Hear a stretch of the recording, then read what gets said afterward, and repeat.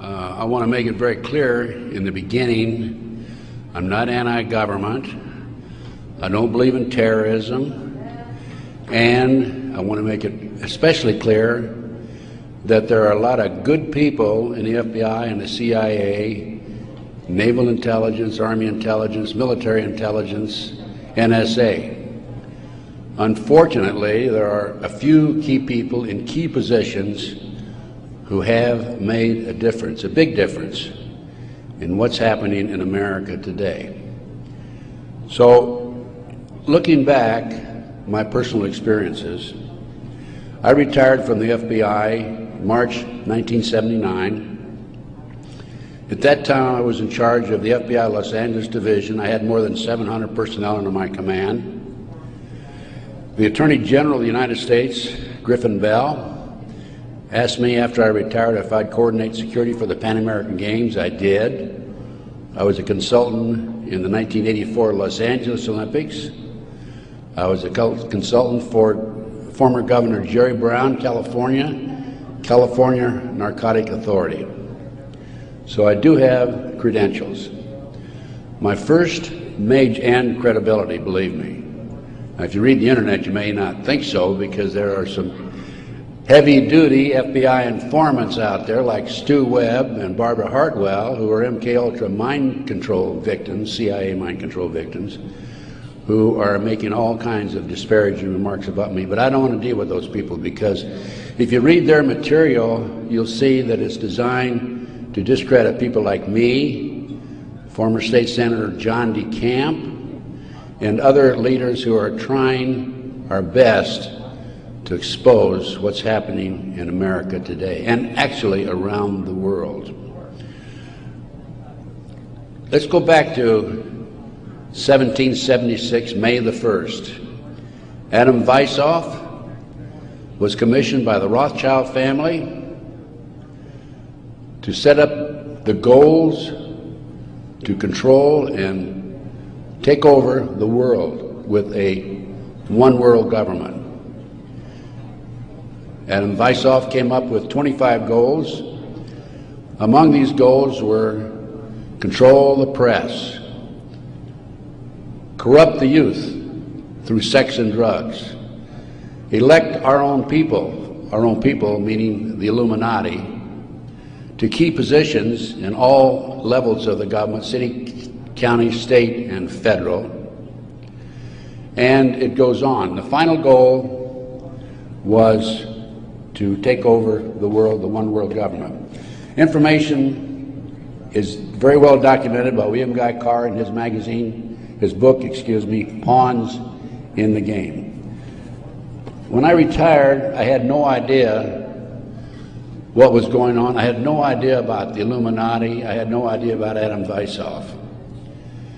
However, my first major investigation when I returned from Puerto Rico was a Dr. Jeffrey R. McDonald case. He's a former Green Beret doctor who was convicted of murdering his wife and 2 children at Fort Bragg, February 17, 1970. He'd been tried and convicted and sentenced to 3 consecutive life sentences. I was asked by the defense team to investigate the case because they claimed that Dr. McDonald was innocent. I said I would, but if I learned that he murdered his wife and 2 children, I would discontinue my investigation, no longer become involved. I want you to know I'm still working for Dr. McDonald. He is an innocent man. Now, once I became involved in the case, I had to read everything, and I learned that evidence was lost, evidence was stolen, evidence was altered. An FBI agent, Paul Stombaugh, lied before the grand jury. And most important of all, Colette, the wife, had skin where she had fought off the assailants under her fingernails.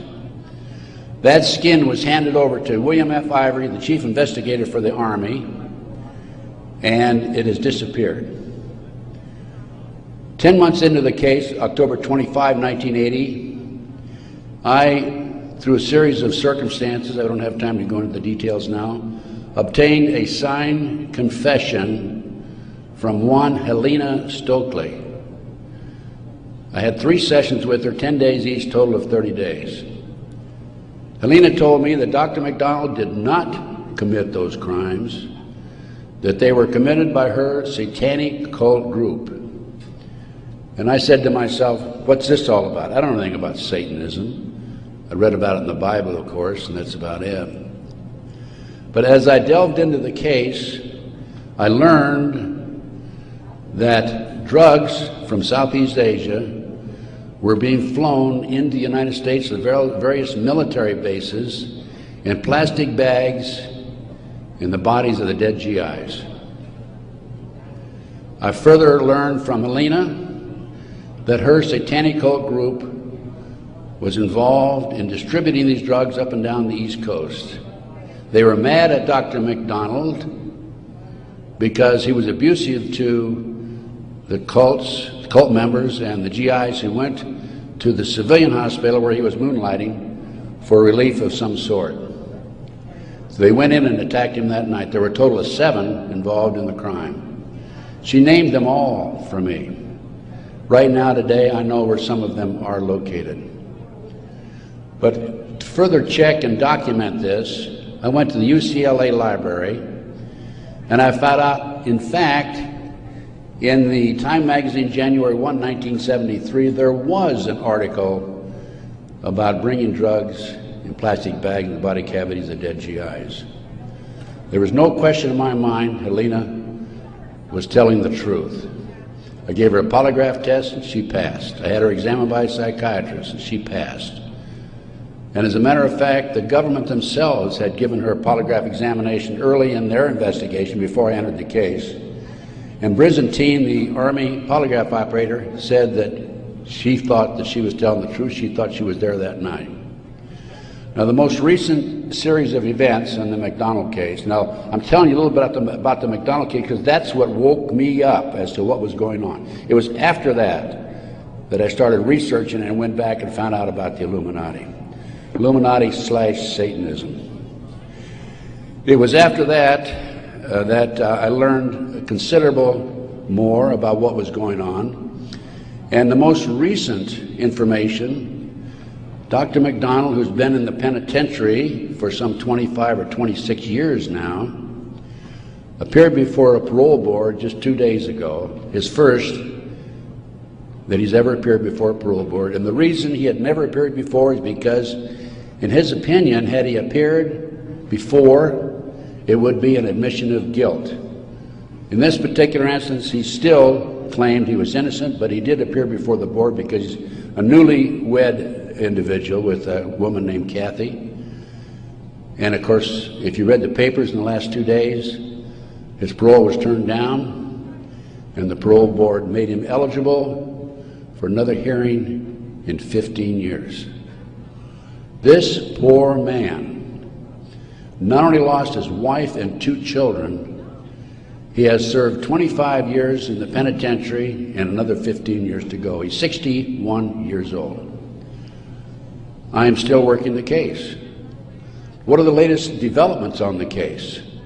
In 1997, the judge, federal judge, agreed to do DNA tests.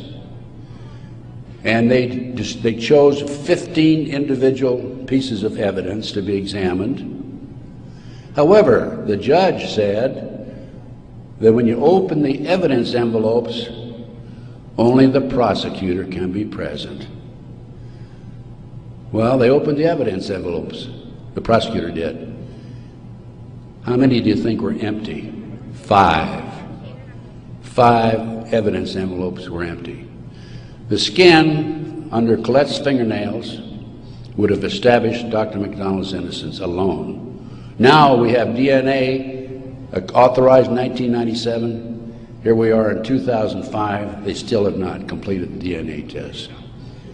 From the McDonald case, the next case I worked of a major consequence was the McMartin preschool case in Manhattan Beach, California. The children there claimed There were tunnels under the school. They were taken into the tunnels and through the tunnels up into the trap door of a bathroom in a triplex next door, placed in automobiles and prostituted in the community. These are 2-, 3-, and 4-year-old children before they entered kindergarten. In addition, the children claimed that they were flown into the mountains where they were involved with adults in robes, black robes, chanting, candles. They talked about the brown babies who were cut up, actually sacrificed. And in checking into this and researching this, of course, this was obviously a satanic ceremony. The McMartin family, who owned the preschool, they were tried of Dre Bucky and his grandmother. The grandmother was acquitted, hung jury on Ray Bucky. The second trial, another hung jury. I had an opportunity in 1990 to gain control of the school. Now, the school had been given to Danny Davis, the defense attorney, and he had sold it, even though he made $15 million on the case, by the way. He had sold it to a contractor who was going to tear it down. When I learned this, I contacted the contractor. I said, I want to be given an opportunity to go on that school and look for the tunnels. The authorities had looked for them in 1987. They said they could find no tunnels. Along with some of the parents, we hired Dr. Gary Stickle, UCLA archaeologist. He hired his crew and brought them in. And in 34 days, Dr. Stickle said there had been tunnels under that school. They were covered up, and they were covered in. An informant of mine told me that there was an abandoned satanic site in Crestline, California, up in the mountains. I went up into the mountains and obtained photographs, of the site. I have a lecture that I give where these pictures are available. It's called Gunderson Chronicles number 2. It's a 4-hour lecture that I gave in Kansas City a number of years ago, which shows this abandoned site and also pictures from the McMartin Tunnel school dig. From there, I became involved in another case, very frightening case, because I established, with the help of people like John DeCamp, former state senator in Nebraska, that we have in this country today a covert military criminal enterprise, government enterprise, primarily by U.S. military intelligence, that is operating full throttle, and everybody refuses to investigate it. In the Nebraska case, it's called the Franklin Cover-Up. This is the book here that John DeCamp wrote, by the way. It's all documented in there. And in that particular instance, they were taking children out of foster homes, orphanages, Boys Town, driving them from Omaha, Nebraska to Sioux City, Iowa, 184 miles away, placing them in private jets and flying them to Washington, D.C. for sex orgies with prominent people, including congressmen, senators, and certain people in the White House. It's well documented. I have personally talked to Paul Benassi. I had a 5-hour interview with him. It's a tape that's available. I don't have it with me here, but you can order it. I have a 5-hour interview with Paul that he gave me in 1993. Paul told me how he was used. He was part of the kidnapping crew and was used as a decoy when he was 10, 11, 12 years old in parks, shopping malls, to attract the children over near where the adults were in a car waiting for them. They throw them in the back seat, chloroform them, and make off with them. Paul also told me that these children Many of them become sex slaves. Many of them are used as toys. The boys, they call the boys toys. I don't know what they call the girls. But these degenerate, sick people, the men are more interested in the little boys than they are the girls for some reason. But it's all well documented. Paul drew the inside living quarters of the White House. Now, this information broke in about 1987. That's about right after I entered, just before I entered the case. I replaced a fellow named Gary Caradori, who was the investigator for a Nebraska Senate committee. Gary met the official photographer of the group, who had split from the group, defected, and agreed to take the pictures that this official photographer gave him, and they met in Chicago, agreed to take the pictures back to the committee. He flew out of Chicago in his private plane, a short distance out of Chicago. The plane exploded in midair, and his briefcase has never been found. He and his 11-year-old boy died. His briefcase has never been found. The rear seat of the airplane has never been found. I made every attempt possible to obtain possession of or control of that plane, because I wanted to examine it for bomb chemicals, particularly the back seat. It's no longer available. Nobody knows what happened to it. Gary Caradori was a civilian, yet it was taken to a military base for examination. A deputy sheriff was the first one on the scene. He saw the pictures. He started picking up the pictures. An FBI agent came along, took the pictures away from him, told him to keep his mouth shut. He started talking to a few people. A year later, his wife was murdered. He's no longer talking. This international child kidnapping ring, I later learned, was out of Washington, D.C. It was very active, and the organization is known as the Finders. And I have a report on the Finders back there. Everything I'm telling you is documented, by the way. The Finders has been established and operating throughout the 1960s up to the present time. It was exposed in 1987. They moved their operation to Wichita, Kansas, and they're operating right today in Wichita, Kansas. I have taken my report to the FBI half a dozen times, demanded an investigation, and I have yet to be interviewed. So we have the Finders, we have the Franklin cover-up, which documents what I'm telling you. We have the pawns in the game. Pawns in the game is the Illuminati. This is the Illuminati/satanic movement in this country today. And the last thing I'm going to mention in the way of a book is why Johnny can't come home. Johnny Gosch was, September the 5th, 1982, a newspaper boy on a Sunday, and he was about to deliver his newspapers in West Des Moines, Iowa. He never delivered any newspapers. He disappeared.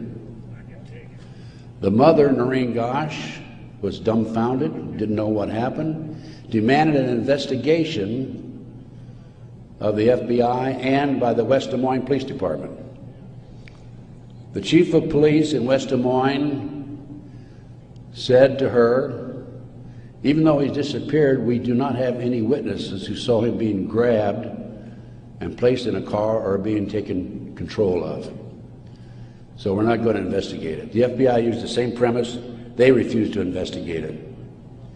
Now, I've been involved in kidnappings in the FBI, and I can tell you that it's automatic within 24 hours, at the end of 24 hours, that we had to go in my day, this was back in the 50s, 60s, and 70s, we had to go in and start investigating the case after they've disappeared for 24 hours. Today, As I stand here and you sit there, the children are disappearing in this country at the rate of 83 per hour. That's over 700,000 children a year. Now, I can go back to July 1982. The Reader's Digest claimed there were 100,000 children disappearing every year. There's another statistic that I find very interesting, and that is that it is estimated 2,500 children are kidnapped and murdered in this country every year. That's an unbelievable figure. Yet, the FBI refuses to investigate it.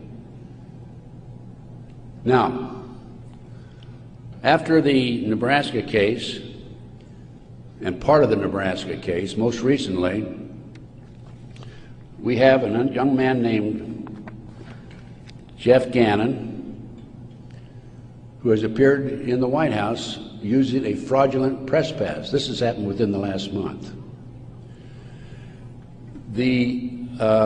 Certain people in the White House were questioning him and were suspicious of him because when he would engage in a press conference with the president, President Bush, he was asking what they called soft questions.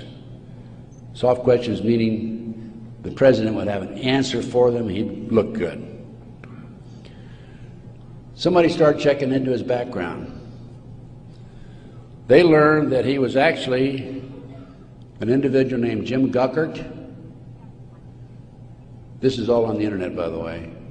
And Guckert had a homosexual website. So Jeff Gannon is an alias of Jim Guckert.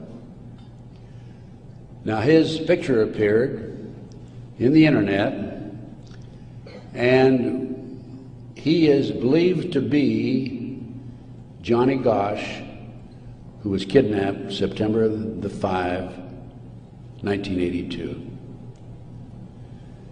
The mother, Noreen Gosch, who wrote this book, Why Johnny Can't Come Home, I have a 2-hour interview with her on video, available again if you want to check my order blank. She did not sit still for this. Can you imagine if the 83 mothers of children who disappear every hour would do what Noreen Gosch has done? We wouldn't have this problem today.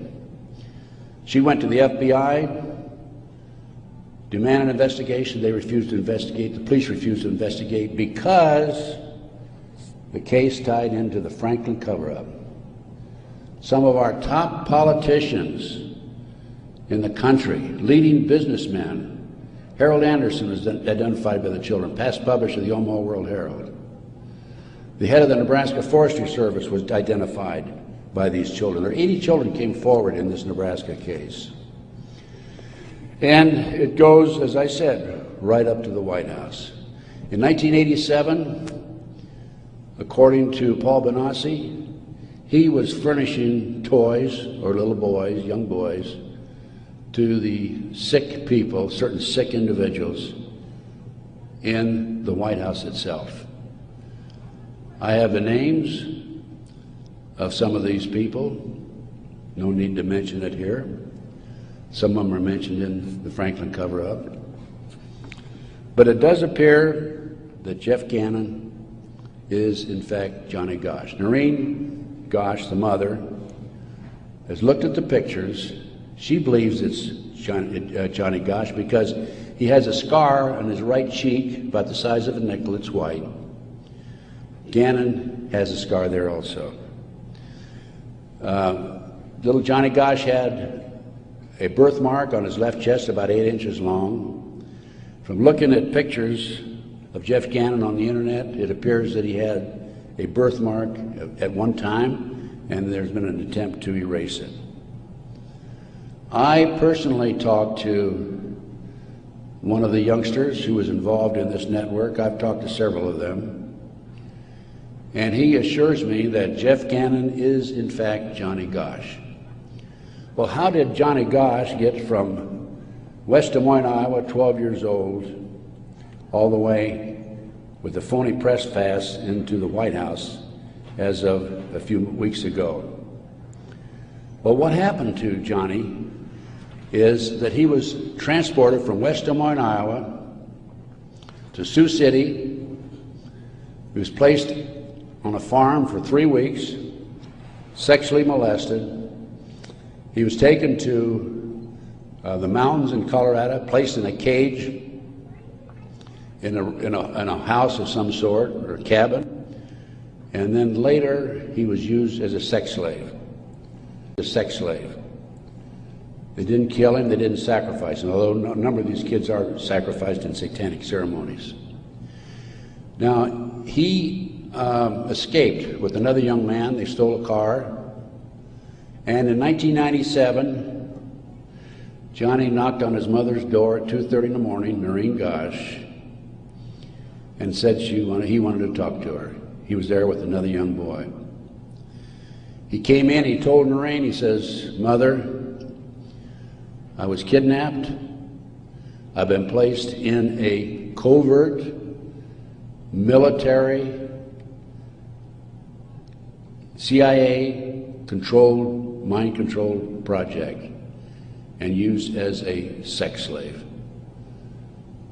He said, "I can't come forward at this time because they will kill me." And then he left. Noreen says that's the last time she talked to him, 1997. Now, several years after that, a girl named Burns, who was a producer for 2020, decided to do a story on the Johnny Gosch kidnapping and the Nebraska case. And she interviewed me. In fact, I spent 5 days with her, gave her the benefit of all my research, which is available to you folks also. And then she got a lead that Johnny was hiding out on an Indian reservation in northern Minnesota. She went there and flushed him out, and he basically went into hiding, and now he shows up at the White House. He was a mind control victim. If you don't know anything about MKUltra mind control program, it came into this country through the German scientists after World War II. They were involved with the Nazis during the war and prior to World War II in developing robots and individuals to be used on command for anything that they wished, including assassinations and other nefarious activity. The MKUltra program, CIA mind control program, was investigated by Congress in 1987. Congress said, CIA, you got to quit doing that. You're bad boys. And they said, we will quit. Don't kid yourself. It's very active today. There are people like Barbara Hartwell out there who are mind control victims. She's another one who's been bashing me. I must be doing a pretty good job because I wouldn't have these people criticizing me on the internet like they do. And of course, it doesn't bother me in the least. But going back to the Nebraska case and MKUltra, a lot of this training took place at Offutt Air Force Base in Omaha, Nebraska, which was Strategic Air Command headquarters. You recall after 9/11, the president flew to, I think it was to the south, someplace in Louisiana or New Orleans, and then he flew to Offutt Air Force Base in the afternoon of September the 11th, 2001, and they had a party there that morning at 9:30 in the morning. He missed the party. He was sorry he missed the party. Warren Buffett was there, by the way. And the MKUltra program has been very actively administered, not only at Offutt Air Force Base, at Fort Bragg, North Carolina, the place where Dr. McDonald's family was slaughtered in 1970. Now, the Nebraska case, I don't want to leave that without telling you that in the early 1990s, Yorkshire TV came to the United States with a camera crew for 7 months to do a documentary on it. They went back to England, produced the documentary, and they brought it over into the United States. It was listed in the TV guide to be aired on May the 3rd, 1994. When certain members of Congress found out about it, they threatened the cable industry with restrictive legislation Somebody anonymously bought up the rights to the videotape or the documentary and ordered all copies destroyed. I just happen to have a bootleg copy of that documentary, and it is available. I have been selling these and these books and getting this report out of mine to anybody that's interested in it. And by the way, I have a 5-package deal for you at about a 15% discount, 15 to 20% discount if you buy all 5 items. So about 6 months ago, as any good investigator would do, I said, I'm going to get a copy of that TV guide. I didn't have a copy. John DeCamp had one at one time, couldn't find it. That's typical of John, by the way. Good friend, great guy.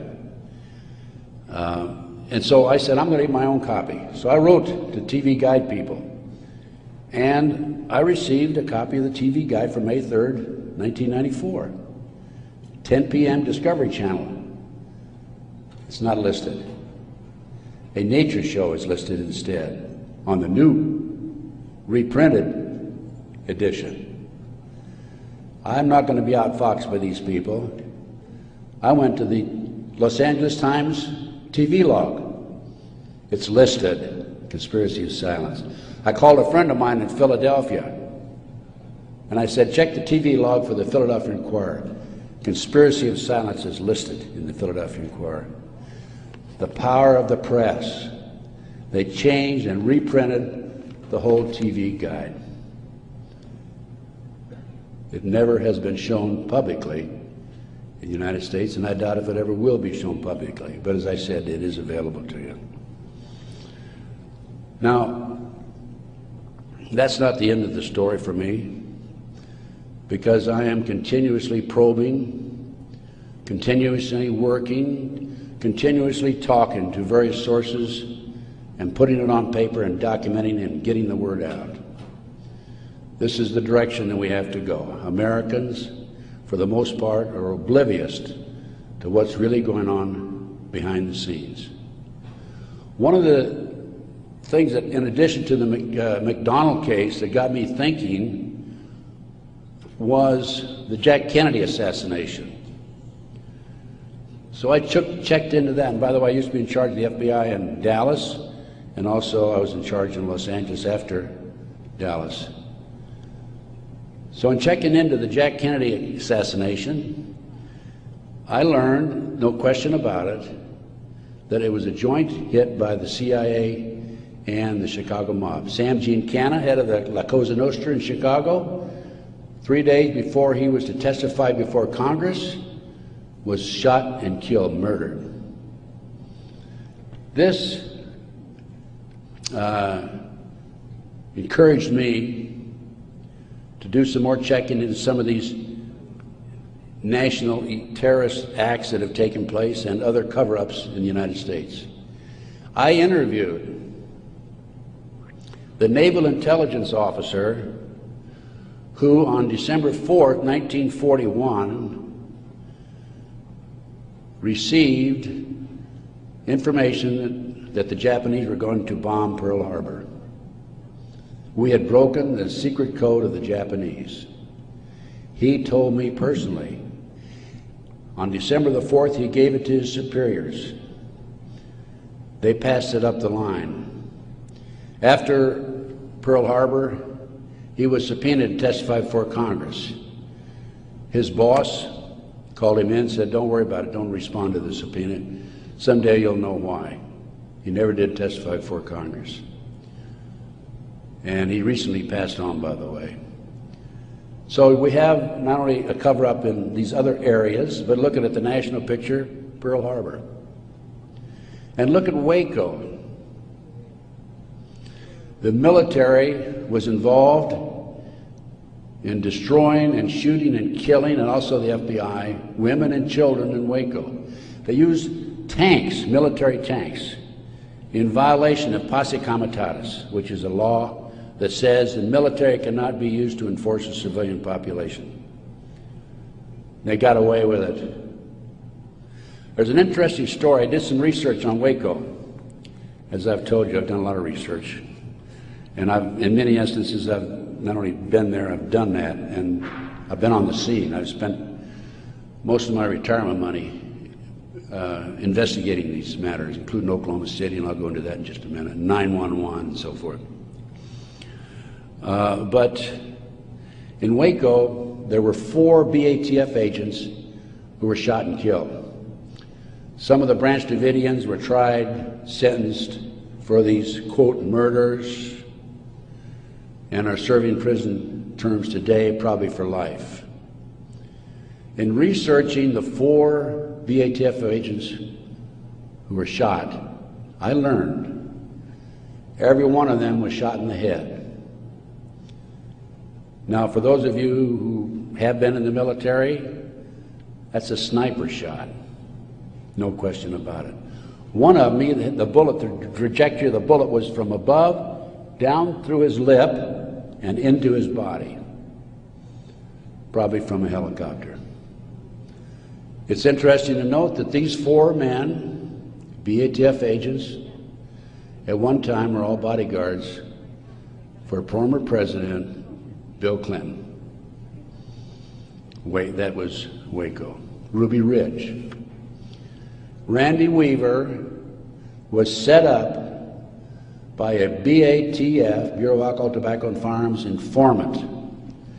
He bought a shotgun that was about a 1/4 of an inch too short by law. They arrested him and served him with a warrant.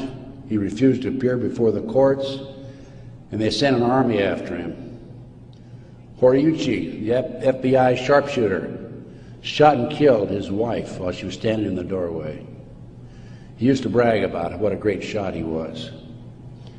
Another instance where they tried to railroad a good, loyal American who fell in a trap. And then we have the 1993, continue with the great conspiracy. I call this a great conspiracy, and that's what it is. Car bombing of the World Trade Center. I have a copy of the New York Times, October 28, 1993, and in the article, this was reporting from the trial that took place, an FBI informant named Salam, who was in among the terrorists, testified that he was commissioned by the terrorists to put the bomb together, the car bomb together, to bomb the World Trade Center in February 1993. And fortunately for him, when he met with the terrorists, he wore a body mic, so he could record every word that was said. Unknown to the FBI, when he met with the FBI, he also wore a body mic. That was probably what kept him from being set up and framed and sent to prison. This is actually in this newspaper article. He went to his FBI superiors, says, I've been commissioned to put the bomb together. We're going to use a dummy bomb, aren't we? And he was told by his FBI superiors, no, we're going to use a real bomb. Now, I don't understand why Congress and Senate, investigators, and our leaders in Washington, D.C. are not jumping up and down over that situation. The FBI not only knew in advance of the car bombing, they furnished the ingredients for the bomb. Why doesn't somebody take some action in that area? Why doesn't somebody investigate this international child kidnapping ring being operated by the CIA? Why are these congressmen voting on bills like the Patriot Act, which takes away many of our constitutional rights and civil liberties in the best interests of, quote, protection for our country and protection from the terrorists? Let me tell you something, ladies and gentlemen. There are people in our government, a rogue outfit, whatever, I'm not sure, who are actually behind these terrorist acts. And the reason they're behind the terrorist acts is so they can pass bills like the Patriot Act And the reason the congressmen and the senators vote for these stupid bills, stupid by our terms and our definition, is because many of them have been set up and framed through sex and drugs. So then we have Oklahoma City, 1995. I personally made 2 trips to Oklahoma City. I investigated Oklahoma City. Because of my report, the defense attorney for Timothy McVeigh sent 2 of his investigators to interview me. I spent 4 hours with them. Actually, I got a lot of information out of them. For example, they told me that they were allowed to tour the remains of the Murrah building in Oklahoma City in the presence of a U.S. Marshal, but they were not allowed under any circumstances to take soil samples or to pick up any evidence for examination. Stephen Jones was their attorney. I heard that they were going to tear down the building. Now, you can trace bombs through what they call the taggants, the chemicals. When I heard this, I called John DeCamp. I said, John, we've got to prevent that building from coming down. And I actually called an outfit in Chicago, the Pat Kennedy Group, who were specialists in examining evidence of this type. And John called McVeigh's attorney, Jones, and because John had a client he was representing who was involved in the case, Jones said, I'll handle the paper, we'll have a hearing, we will prevent that building from coming down. The next thing we heard, the building was coming down. John called Jones, what's going on? And he had no good answer for it. That was evidence. I've been at many a crime scene. It is critical that the evidence be preserved. That was a huge cover-up. McVeigh wrote a letter to his sister.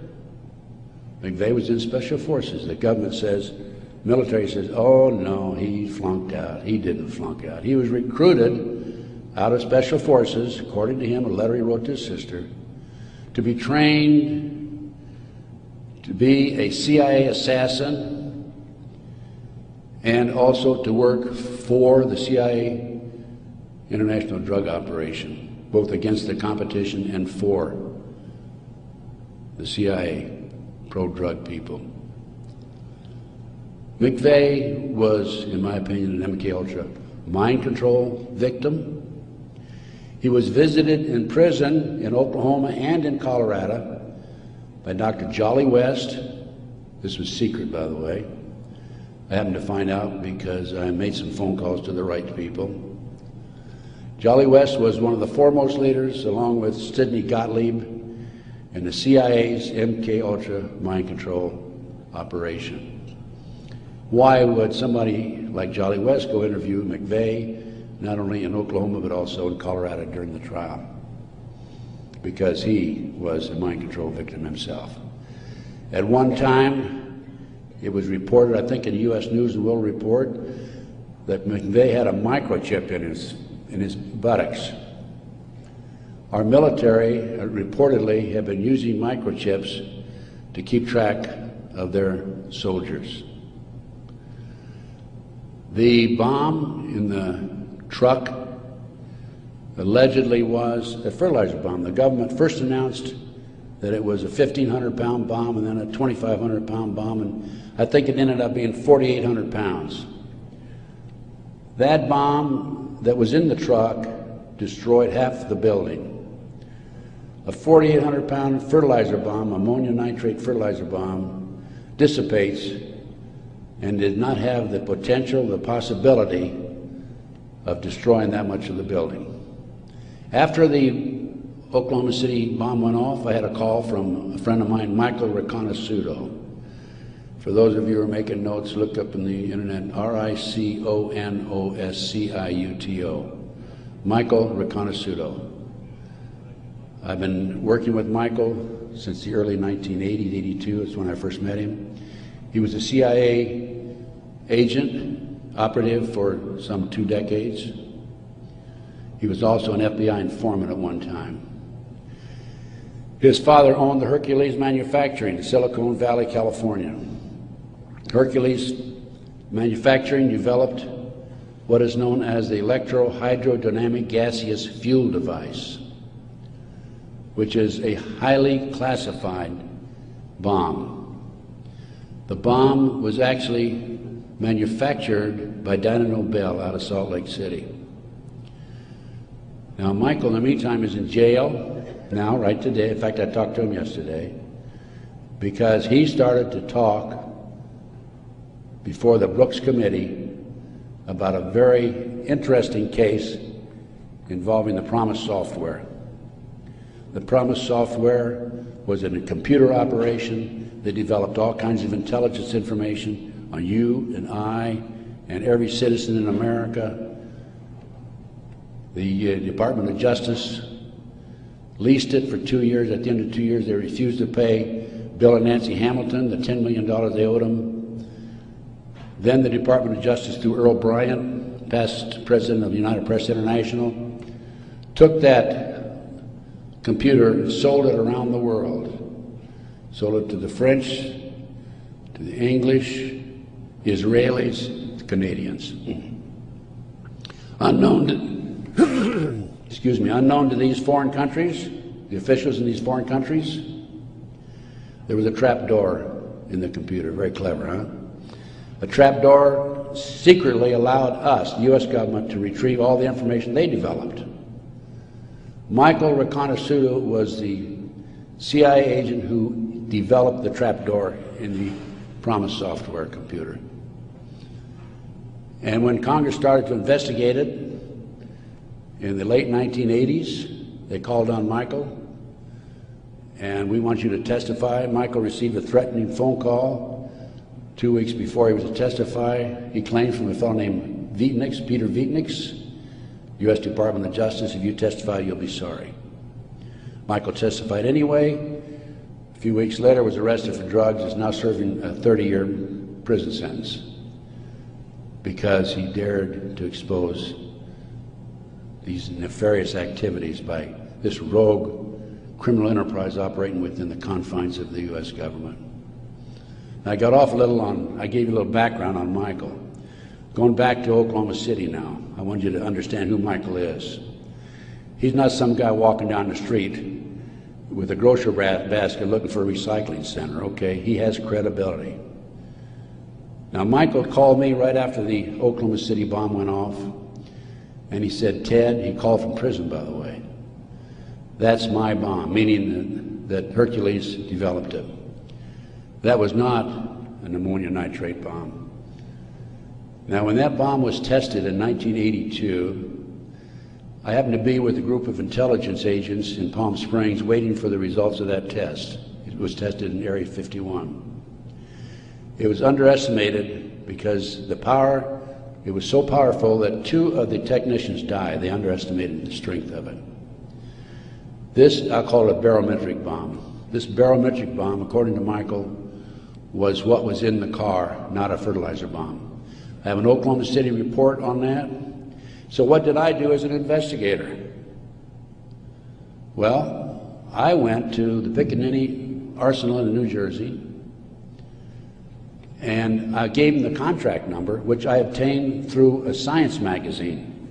One of my associates actually did the research on that. And I gave the Picatinny Arsenal the contract number. This is public, available to the public, by the way. And the Picatinny Arsenal came back and said there's no such contract here, even though I had the contract number. By the way, that's documented in my report. And I went to Dyna Nobel, who I knew manufactured it, and they didn't even bother to respond. It's interesting to note that a Dyna Nobel expert witness testified at the grand jury when they indicted McVeigh.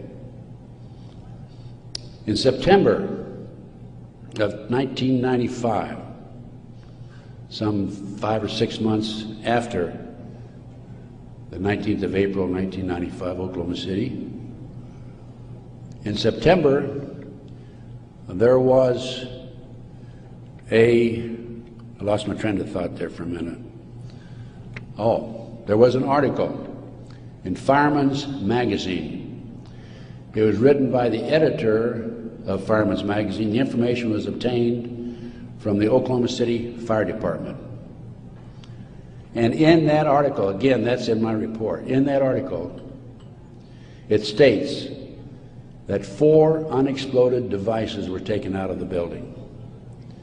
When people were in the building after the bombing, dying, they discontinued the rescue efforts for some 5 hours while they carried out a bunch of government files, men in blue suits of some sort, sweatsuits.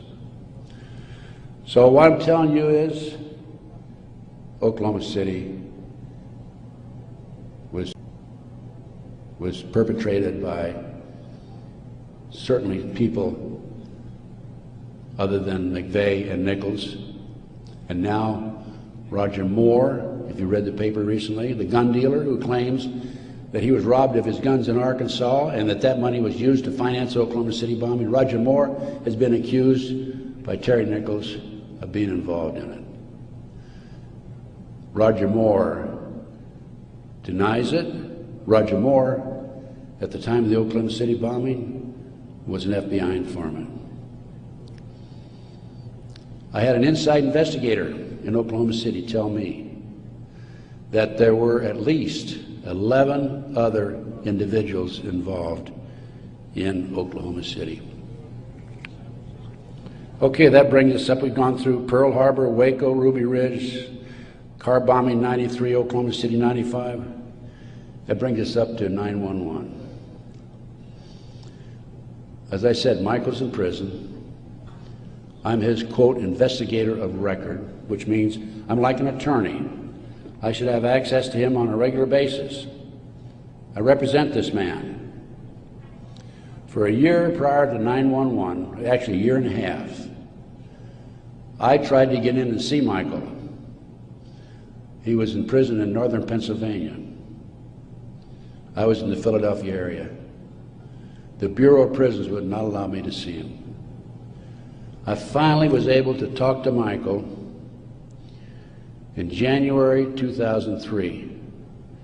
I flew to the East Coast, spent 3 days with him. Michael told me that he had developed information from among his contacts in advance of 9/11 that they were going involved in using missiles, airplane missiles, and they were going involved in skyjackings.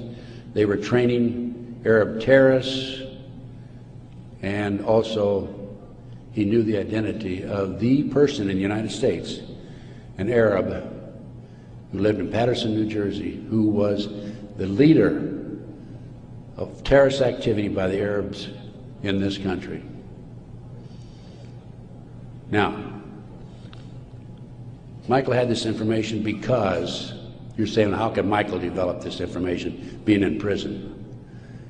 Because I met with Osama bin Laden, along with Michael, along with the State Department representative in the spring of 1986. At that time, I was contacted by former top Ronnie Reagan official who said, can we help the Afghan rebels? They were our friends then.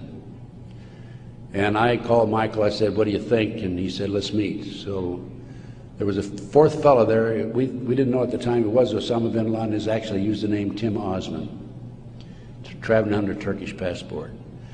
But because of Michael, I passed the ball to him. I just arranged for the meeting and went on. But Michael traveled all over the world putting this package together to furnish the Afghan rebels with the surface-to-air missiles that defeated the Soviets, really shot down their helicopters. As a result of this, Michael developed sources inside the Arab world. And that's how Michael knew in advance about 9/11.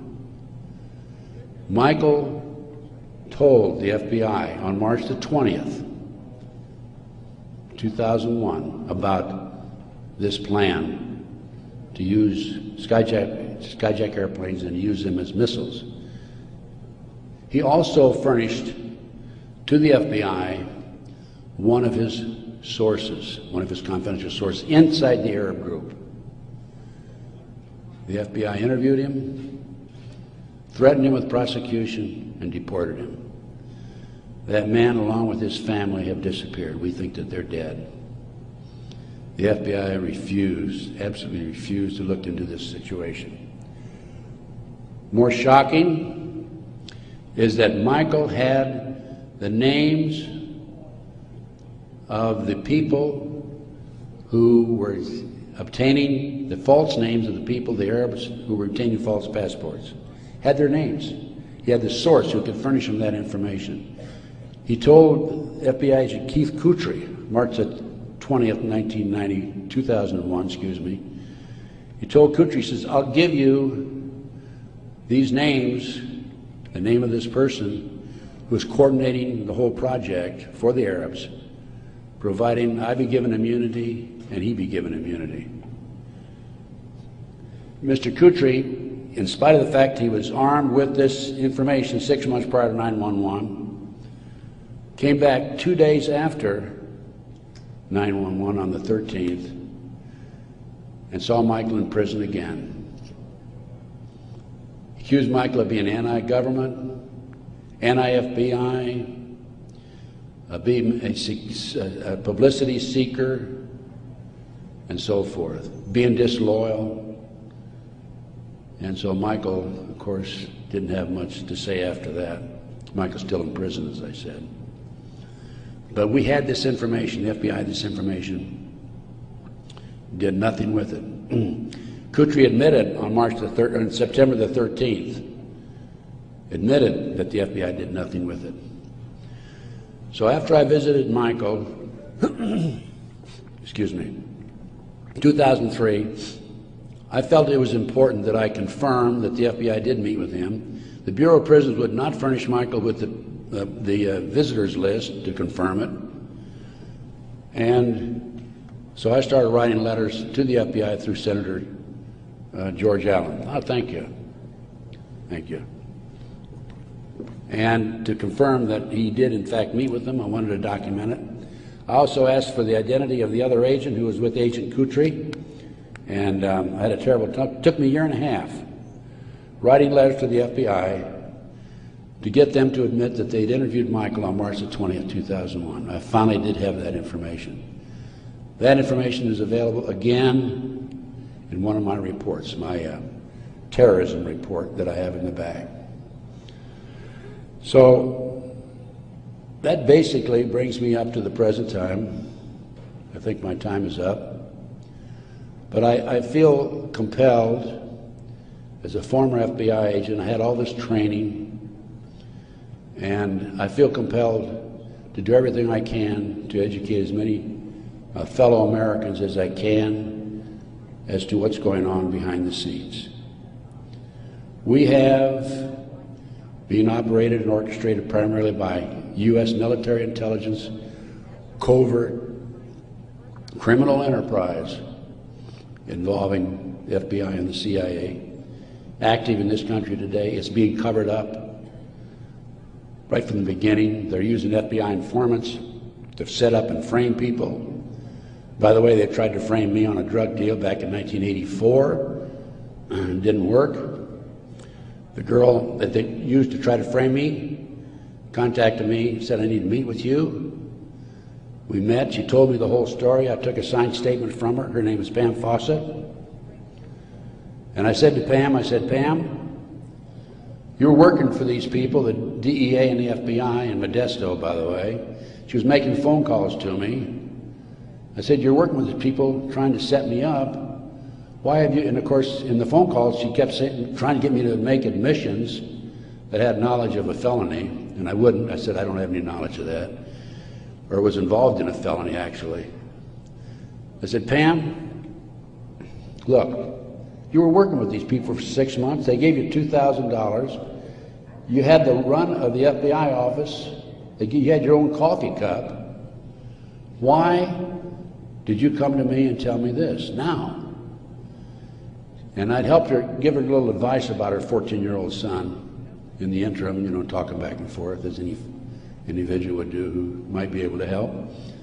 And she said, Ted, I woke up the other morning and I realized you're the only honest son of a bitch I've talked to in 6 months.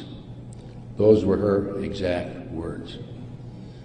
The FBI not only tried to set me up on a drug deal, I've also been the victim of 4 separate investigations. They tried to set me up on a fraud case in Dallas. And most recently, very frankly, I've been under surveillance, heavy surveillance. I've had illegal entries into my car, into my apartment. There's been attempts to gas me within the last month. And I was able to anticipate it and avoid it. But they don't want people like me out telling the truth. And that's what I'm doing. And I will not stop. I will continue to do so in the future. So that's basically it. I brought you from 1776 to the present time. We went through one conspiracy after another. Brian Gimble was interviewing Jim Nichols, Terry Nichols' brother, on national TV after the Oklahoma City bombing, by the way. And I had given Jim Nichols my Oklahoma City bombing report. And Jim said to Brian Gumble, he says, have you read Ted Gunderson's Oklahoma City report? And Gumble says, oh, Ted Gunderson's a conspiracy theorist. I want you to know I'm not a conspiracy theorist. I'm a conspiracy realist. It is there. All you have to do is get your own website, get your own internet, go out. There's a lot of disinformation out there, but you can pick out what's really solid and what's really truthful. And I have 25 years of research on that back table back there. And if you buy any of my reports or this videotape or any of my material, I want you to make a promise that you will make copies and distribute it far and wide. We need to wake up America. Right now, let me emphasize again, I'm not anti-American. I don't believe in violence. I believe in change through legal means. But we need to wake up an apathetic, sleeping society that is active in America today. And this not only ties into MK Ultra, CIA, it ties into Satanism. There are approximately 4 million practicing Satanists in America today involved in the Nebraska case. And I can go on about satanic cults for another hour, but I think my time is almost up. I might mention that, speaking of Satanism, there are between 50 and 60,000 human sacrifices, according to 3 different sources, in this country every year. The satanic cults operate secretly. The satanic cults are, along with our covert criminal enterprise within the government, a serious threat to our society. And I thank you very much.